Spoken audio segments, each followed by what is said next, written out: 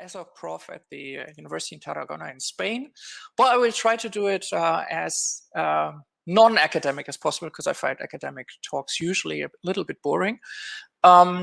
Today, I come from the #1 country in bad development in COVID in Europe, the Czech Republic.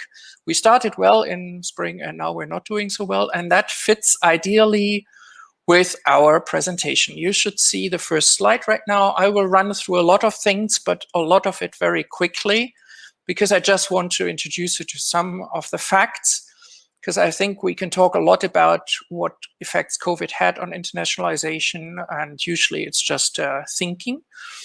But I want to show you some numbers and information. First of all, looking at the impact in Europe, what we can see here is that factually, the whole development was extremely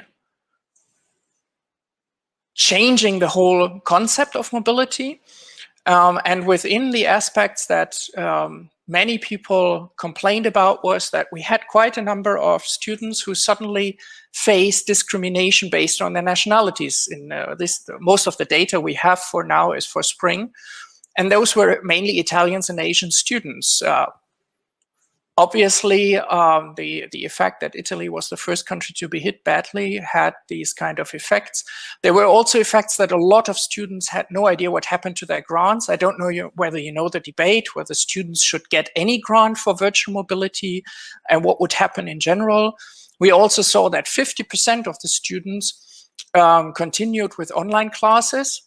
And another third had partial online and partial postponed classes. But on the other hand, also most of the students said that the universities were really hugely engaged in helping them in case their mobilities were canceled. So not only bad news, but especially for students during crisis, one of the key problems that were mentioned was loss of transportation home. I know factually of universities in North America, for example, who rented entire airplanes to get their students back. And then there were, of course, a lot of other issues. But on the other hand, you see on the left side, a third of the students, a good third, complained about various of these aspects, which means a lot of the students had quite good support and managed with that. On the other hand, I thought, let's also have a look into a region which, for strange reasons, is usually not in the focus, and that is Africa. And the interesting thing is, you might know that so far, in terms of infections, etc., Africa is doing remarkably well.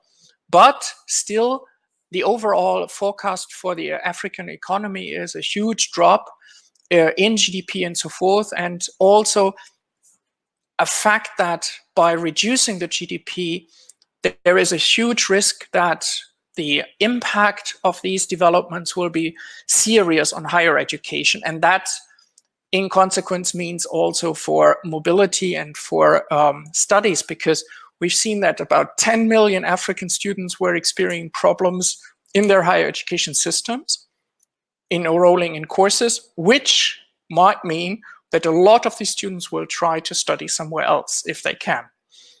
I will come to how that reflects also with other data. On the global level, I just look at the 3 countries which are most dependent on student revenues. And that outlook is pretty bleak. For Australia, the number is 30 to 60 billion loss in Australian dollars. And you have to see that higher education and especially international student recruitment accounts for approximately number 2. It always fights, it's in the top 3 of the GDP producing economies in Australia. For the UK, they predict so far a loss of £2.5 billion in tuition fees, and 13 universities were reported to be on the verge of collapse. That is not that surprising. There was another crisis a few years back when Malaysia had a huge economic crisis, and only the universities relying on Malaysian students were facing like around £10 million loss. So the problem here is that also the UK system is, of course, heavily based on tuition fees.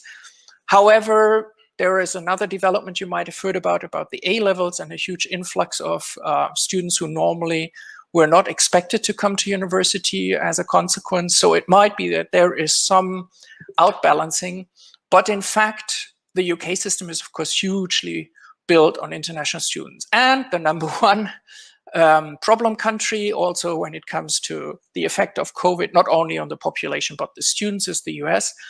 They expect a drop of 30 to 40% of international students. That's around 400,000. And that is 400,000 is the amount of students we are normally seeing to the US. And that equals a loss of 15 billion US dollars. So yes, the consequences, especially the economic consequences for the countries, are vast. When we looked at how did students plan their studies affected by Corona, not surprisingly, nearly 2/3 said that yes, indeed, their studies were affected. Only a very small minority of 17% said, I don't care. And in most cases, for them, it was a deferment by 1 year. For those of you who deal with student enrollment and these things, for every university, that is a huge problem. You lack the students in 1 year, and then in the next year, you might have suddenly the double the number, or you have to tell students why their placement is gone because you could not keep them for another year. So that is one of the key effects we've seen. On the other hand, and that is for me a quite surprising result, normally I blend in the text above the box a little bit later. That's not possible here. But 50% said that they switched some of their scheduled courses online. That was in spring. So that would indicate that half of the institutions did not do that.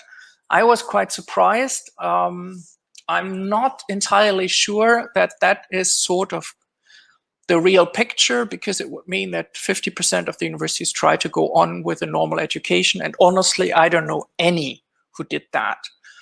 But also what you see here is that time really had an effect on the student reaction. We see that in the very beginning, when COVID was pretty new, like in February, only a quarter of the students considered that their study plans would be affected by Corona. That's, by the way, the time when I gave a talk in Istanbul on the URI conference on the future of internationalization, and some of the things that I will show you now I told then, but totally not related to COVID. So we have then quite a strong development over the few weeks.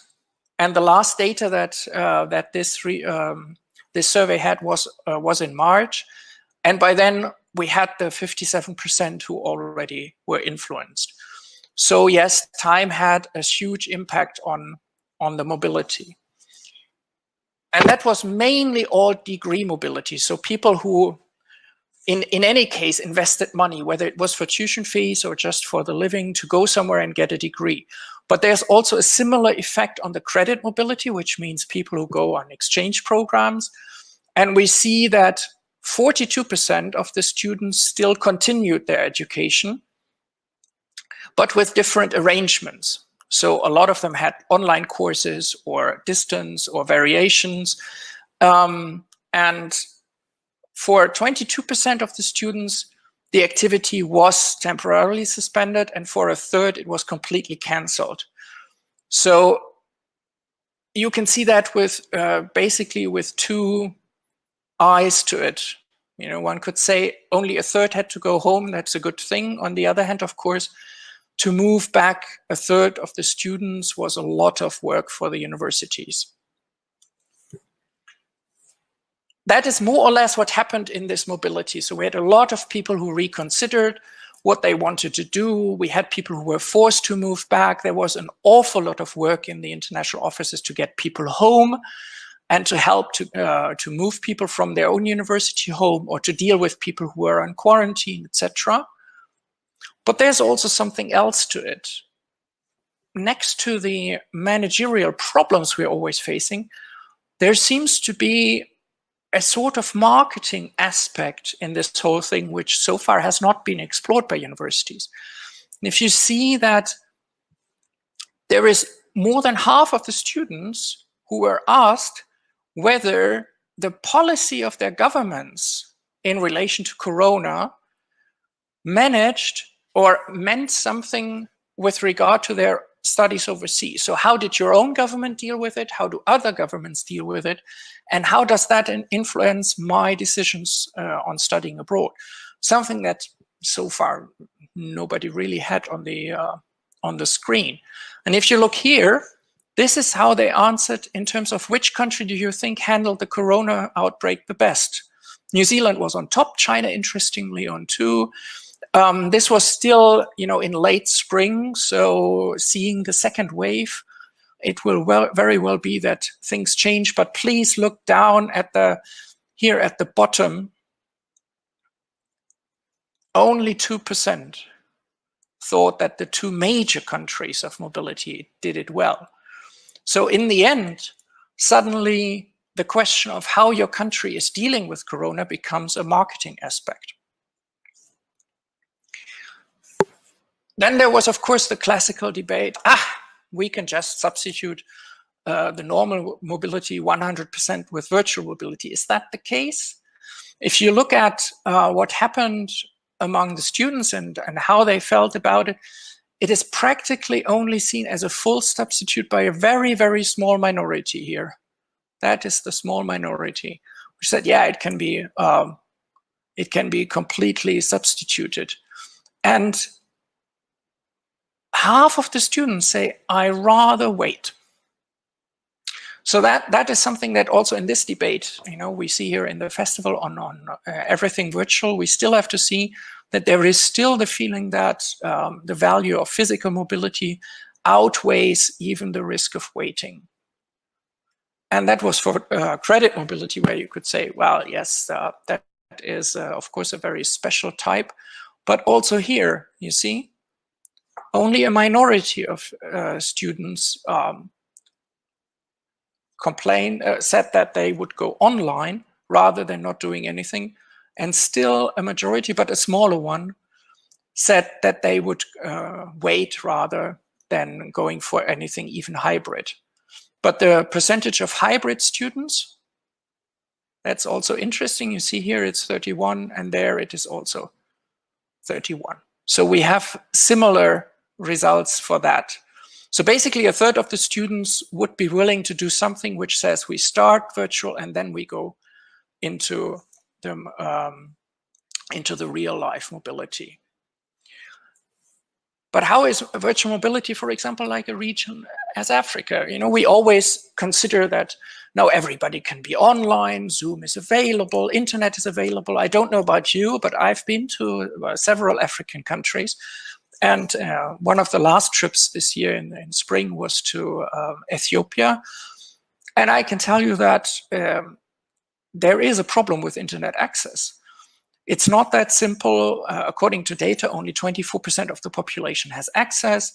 Connectivity is often quite poor, and the prices are exorbitant, not only for local income, but even on a global scale.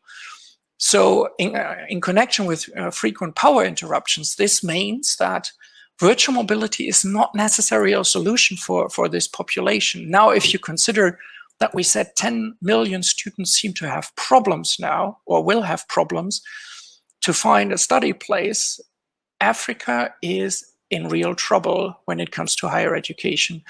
And just providing online education does not seem to be the solution. Now, these are the developments. And my main question, of course, was, well, do we all go back to what was before, or will nothing be the same again?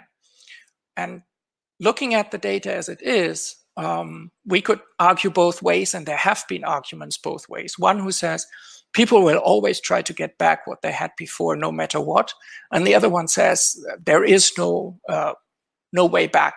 The past is the past; it will never be. I want to look at it from 2 different perspectives because there's an argument for one and for the other. The argument for back to pre-COVID is we are creatures of habit. And one I did a TEDx talk on change and how that relates to habits. One of the main reasons is that our brain, who takes up only 2% of the body mass, consumes 20% of the energy. And for any change we do, and Corona is about change, we need to use the brain. Habits do not need excessive brain activity. So factually, it is just far more economic for a body to rely on habits. So that's an argument to say, yeah, well, as soon as we, can get back from this trouble, we will be fine. However, there's also time. There's a study by Lally and some other researchers which found out that on average you need 66 days to change. Problem is that usually we give ourselves about 2 days and then we give up. But here in this case, we know that we are long beyond the 66 days already. And we're going into a phase which will extend even at least till end of the year, if not longer. So factually, the world changes.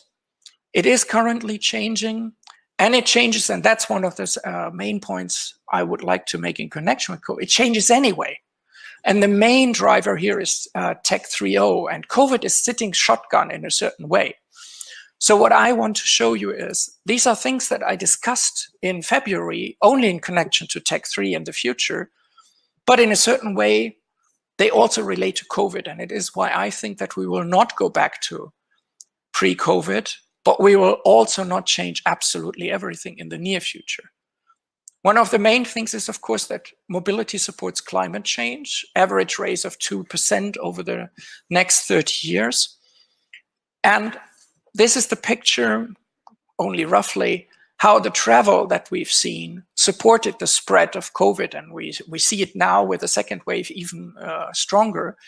And there's, of course, no denying if we have also university mobility, there is some aspect to it that it affects the CO2 and it affects the spread of COVID. So we have a responsibility.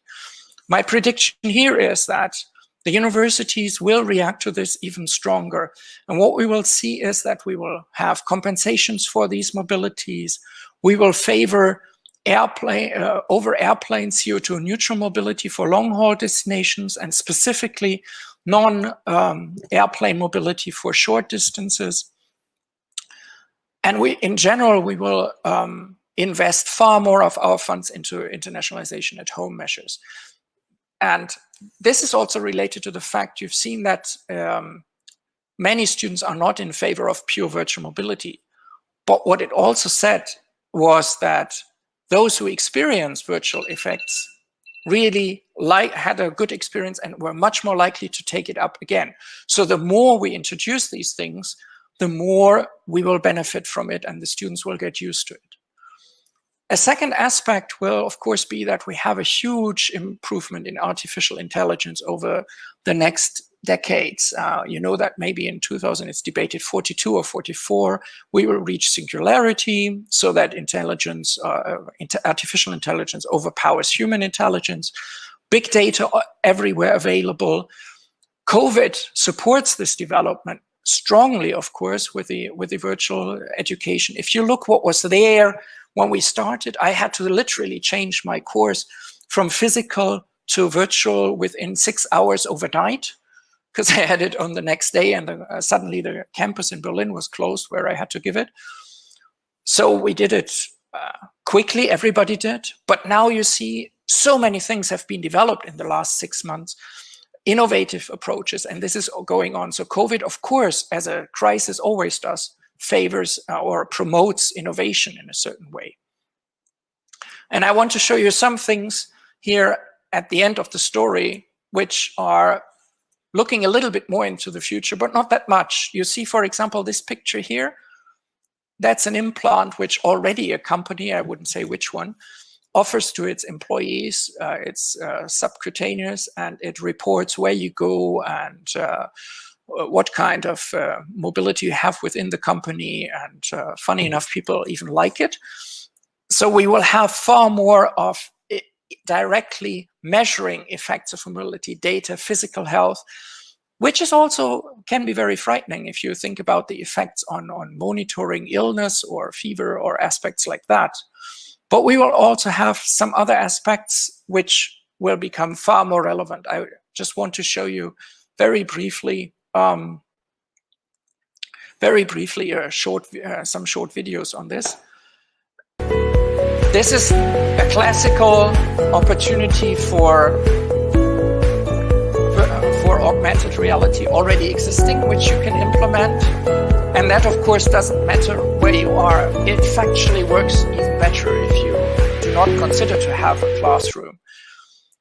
Other aspects which we see and opportunities which we have are more related to the really physical versus virtual mobility. And I want to show you here a short video which I absolutely adore, which was done by the Czech National Agency for Erasmus. And they show how a very simple installation between two campuses in France and the Czech Republic lead to interaction. And one interaction in this I want to show you specifically is the following one. Have a close look. In the next picture, you will see, this is the cleaning ladder on one side of the, in the French campus. And this is the one on the Czech side. Why do I show this? Because this is also something that we completely overlook as a huge opportunity now when we focus more on virtual mobility. And that is that the people who never have a real chance to participate in physical mobility might have a chance to experience similar things if we use it online. So regardless of people being used to it or not, these are opportunities. And as usual, of course, now the presentation got stuck.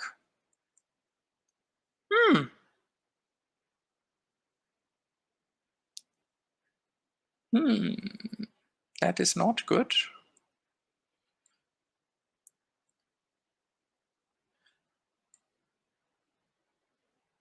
I will just avoid this problem. Normally, I would show you now a picture. A third opportunity is, which is very brand new, is holographic representation. And this basically bridges the problem of this is amazing. Physical versus I can see you, virtual. I can hear you, and I'm currently in Los Angeles. Tonight we're running the world's first holographic event at a university. Thank you so much. It's incredible that I'm here as a hologram. We're running an event called Women in Tech, and because the theme is tech, we're going to use tech.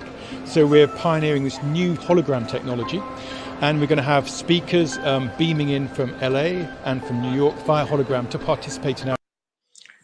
And you see, I'm really sorry that the presentation somehow got frozen. You see that there is also now an opportunity to do the whole mobility in a totally different way. Holographic would mean that you have the feeling the person is there. So it blurs the boundaries we still have with our idea of blended learning. So there are many, many ways in which all this can happen. And basically, all I want to say is that the longer this crisis lasts, the more changes we will see. And no, we will not go back to pre-COVID. But we will also see that certain things will come back. There will not be a world without physical mobility, but we will be probably a little bit more cautious about it. And as a final step, I just wanted to say right now, you know, before COVID, we were in a comfort zone. And COVID also puts us in a different sort of comfort zone. So now we don't do certain things. But the whole thing about the magic is that we have to move out of the comfort zone. What we are used to teach, what we are used to listen to, what we are used to use is the past. And there have been so many interesting developments right now that we also have to see the small positive aspect of such a huge crisis. It just promotes our own idea of innovation and moves us towards new thinking. So basically, to close here, to say, leave our old habits behind and move to a new idea of internationalization, which integrates much more internationalization at home, virtual mobility, and real mobility, and make that our new habit. Thanks for that. And it would be nice if you have questions or so. Please use the question answer function. Thank you very much.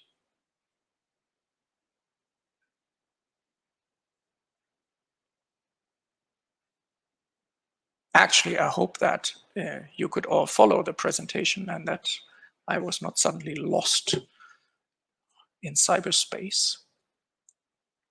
Any questions?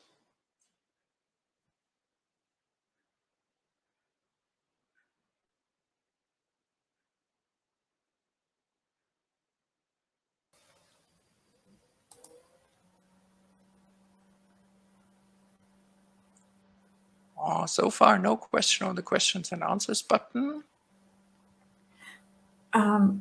I see, maybe I see Angelika Neudek. She's raising her hand, so Yeah. maybe we'll make you a speaker so you can speak. Yeah, I just... So here. Angelika Neudek, you should be able to speak. Hello, hello.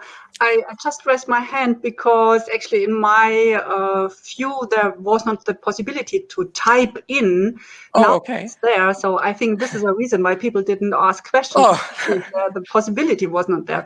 I have a question, but I have to apologize. Maybe you talked about at the beginning of your talk. I came in later. So my question is, what vision do you have about the new role of teachers, of people which are teaching at high schools, at other schools? Is the role changing? And maybe a few words about to sum up the new role of teachers. Yeah, I think actually, thanks for that. I didn't touch that aspect, so it's nice that you mention it.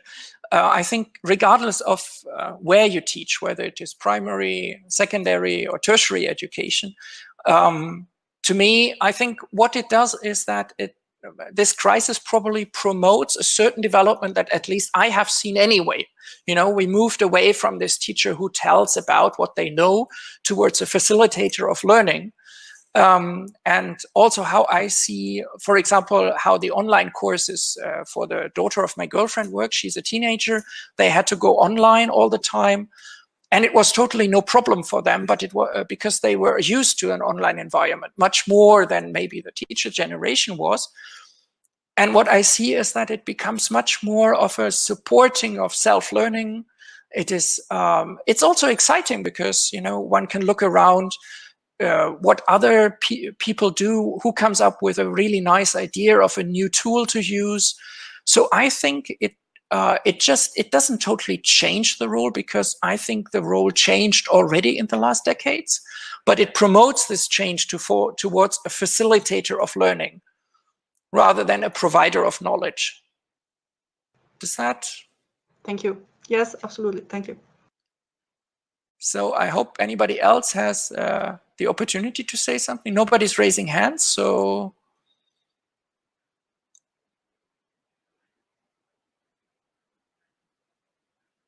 Any other questions? This is the chance, you know. Because basically, just to wrap it up, I think, yes, we have to take this crisis seriously, and it is a drama for every person who falls sick and leave alone, who has to leave this planet. It's a huge drama. It's on the other side, it's always like every crisis. It is a huge opportunity to improve ourselves. It challenges the ways that we did things before, which we took for granted. And I think that we have to generate a hybrid. We have to find reasonable, good ways to stay physically mobile, because I think it is important that we meet people, that we experience other environments.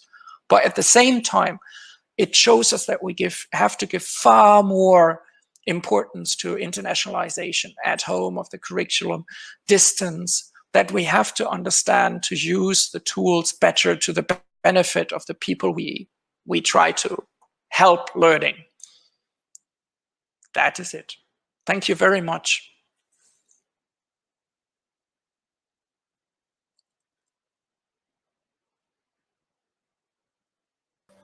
Thank you very much.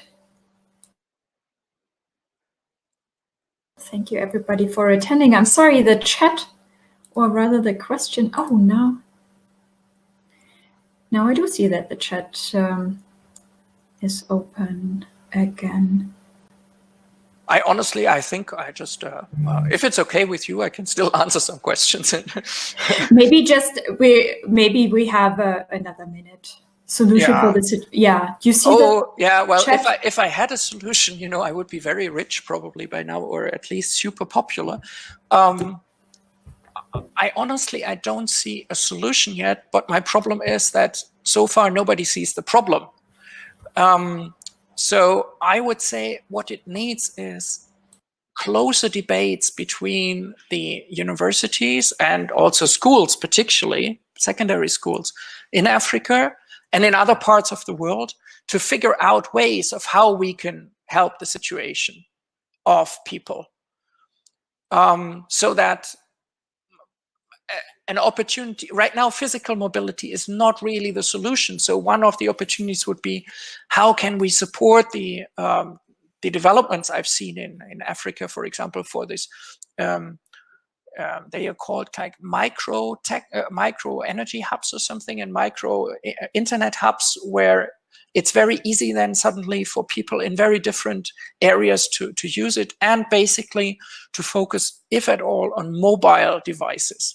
Because the vast majority of people, for example, in Nigeria, I learned that the vast majority of people is online via phone and not via a computer. And that affects, of course, the ways we could teach. Does that help a little bit? As I say, I don't have the solution for Africa yet. And I'm more concerned that it's not on the agenda very much. And it should be, because it's an important world region.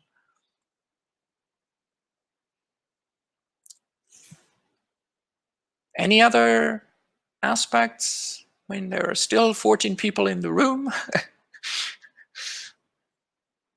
So if you have anything, there is a chance to say.